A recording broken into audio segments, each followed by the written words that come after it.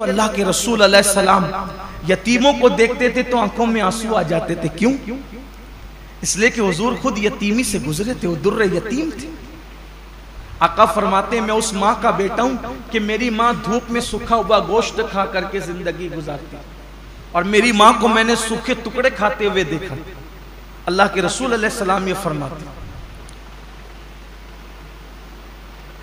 تو یہ روزے جو رکھائے جاتے ہیں ایک مہینے تک, اس کی بہت ساری حکمتوں میں سے ایک حکمت یہ بھی ہے 11 مہینے تک پیٹ بھر کر کھانے والوں ذرا ایک مہینے بھوکے رہ کر دیکھو کہ دنیا کے اندر جو قوم روٹی کے ٹکڑے کو ترس رہی ہے آخر بھوک کس چیز کا نام ہے, تاکہ ان کی بھوک کا تمہیں احساس ہو.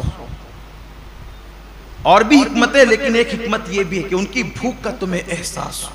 تو یہ مہینہ مواسات کا مہینہ ہے, حاجتیں پوری کرنے کا مہینہ ہے, تکلیفیں پوری کرنے کا مہینہ ہے. اللہ کے رسول علیہ السلام کا فرمان ہے, حدیث پاک میں آتا ہے کہ جو ماہ رمضان شریف میں اپنے کسی مومن بھائی کی صرف ایک حاجت پوری کر دے, ایک حاجت, اللہ تعالیٰ اس کی 10 لاکھ حاجتوں کو پورا فرمائے گا, اور اس کو گناہوں سے ایسے پاک کر دے گا جیسے وہ ابھی اپنی ماں کے پیٹ سے پیدا ہوا.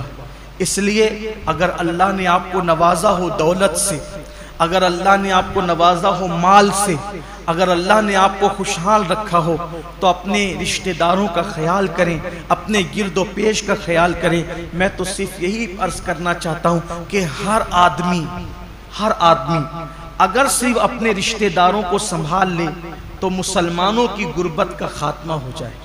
اس لیے اپنے گرد و پیش کا جائزہ لیں, حسب حیثیت حسب طاقت ایک دوسرے کی مدد کریں, اور ایک دوسرے کی مدد کرنے کے ساتھ ساتھ اللہ تعالیٰ نے اگر آپ کو مال دیا ہے, دولت دیا ہے, تو اپنے مال سے مدارس اسلامیہ کی بھی مدد کریں. اس لیے کہ جب تک مدارس ہیں تب تک علم زندہ ہے, اور جب تک علم زندہ ہے تب تک اسلام زندہ ہے. اللہ کے رسول علیہ السلام فرماتے ہیں العلم حیات الاسلام و عماد الدین, کہ علم اسلام کی زندگی ہے. جب تک علم رہے گا اسلام رہے گا. اچھے امام آپ کو مدرسوں سے ملتے ہیں, اچھے خطبہ آپ کو مدرسوں سے ملتے ہیں, اچھے رہنما آپ کو مدرسوں سے ملتے ہیں. کچھ لوگوں کو مدرسوں سے بڑی چڑ ہے, یہ یہودیت کی فکر ہے, یہ نصرانیت کی فکر ہے, یہ مشرکین کی فکر ہے. مدارس سے نفرت اور اہل مدارس سے نفرت. یاد رکھیے مدارس کا تعاون کرنا اسلام کو فروغ دینے میں ایک بہت بڑا قدم اٹھانا ہے. آپ جس بھی مدرسے سے متفق ہیں, جہاں کے کام سے آپ مطمئن ہیں, وہاں مدرسے کی مدد کریں. ساتھ ہی ساتھ آپ کی ہماری اپنی تحریک سنی دعوت اسلامی مختلف شعبہ جات میں کام کر رہی ہے جو آپ کی نگاہوں کے سامنے ہے.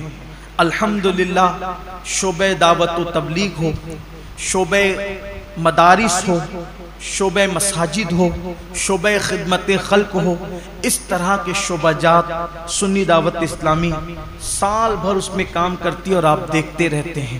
اللہ کا شکر ہے شعبہ مدارس کے زیر اہتمام 3 دارالعلوم چلتے ہیں اور 60 مدارس اور مکاتب چلتے ہیں, اور 60 مکاتب جو پورے شہر میں چلتے ہیں تقریباً اس میں 2700 کم و بیش طلبہ اور طالبات تعلیم حاصل کرتے ہیں.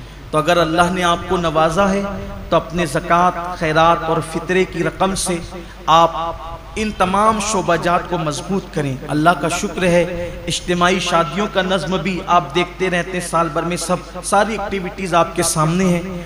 آپ دیتے ہیں پیسے, اس کے بدلے میں آپ کو حفاظ کرام دیے جاتے ہیں, علماء کرام دیے جاتے ہیں جو آپ کی نگاہوں کے سامنے ہیں. یعنی آپ کی دی ہوئی رقم آپ کی نگاہوں کے سامنے آپ کے اپنے شہر پر خرچ ہوتی ہے اور آپ کے اپنے شہر کے بچوں پہ خرچ ہوتی ہے. اس لیے آپ زکوٰۃ تو نکالیں گے, کہیں نہ کہیں دیں گے. اس سے بہتر ہے کہ آپ کی زکوٰۃ آپ کی نگاہوں کے سامنے صحیح مصرف میں خرچ ہو. اس کے لیے آپ ہمارے ذمہ داران سے رابطہ قائم کریں. مثال کے طور پہ مسجد کے ہمارے امام صاحب حضرت مولانا حافظ و قاری غفران رضا شرفی صاحب, وہ یہیں آپ کو موجود ملتے ہیں, آپ ان سے رابطہ کر لیں.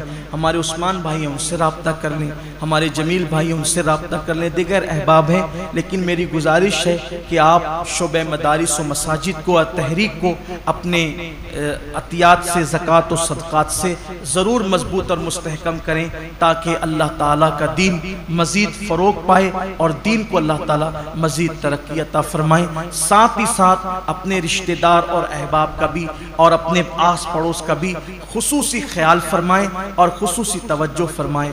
اللہ تبارک و تعالیٰ پوری امت پر کرم کی نظر فرمائیں اور خاص طور پر 2 وقت کو ضائع نہ کریں، 2 ٹائم کو ضائع نہ کریں۔ ایک تو سحری کا آخری وقت جو فجر سے پہلے کا ہوتا ہے، اور ایک تو افطار کا وقت جو بالکل غروب کے قریب ہوتا ہے۔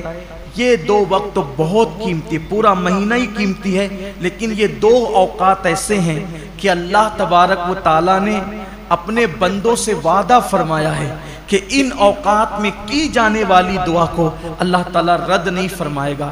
اس وقت تو پورا عالم اسلام تکلیف میں، مصیبتوں میں، بلاؤں میں گرفتار ہے۔